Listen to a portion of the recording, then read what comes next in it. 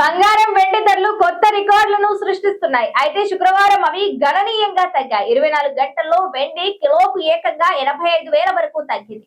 గురువారం కిలోకు 4.20 లక్షలకు చేరుకున్న తర్వాత శుక్రవారం మధ్యాహ్నం ఎంసీఎక్స్ మార్చ్ ఫ్యూచర్ల వెండి 3.35 లక్షలకు పడిపోయింది. బంగారం ధర కూడా గణనీయంగా పడిపోయింది. 10 గ్రాములకు 1,93,096 గరిష్ట స్థాయికి చేరుకున్న తర్వాత బంగారం 25,500 తగ్గి 1,67,406కు చేరుకుంది.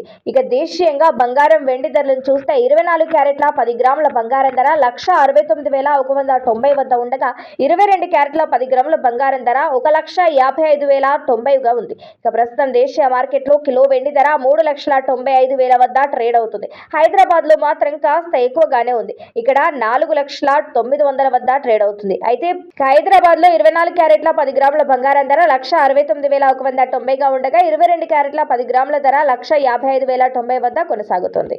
దేశ రాజధాని ఢిల్లీలో 24 క్యారెట్ల 10 గ్రాముల బంగారం ధర 1,69,340గా ఉండగా 22 క్యారెట్ల 10 గ్రాముల ధర 1,55,240 వద్ద కొనసాగుతుంది.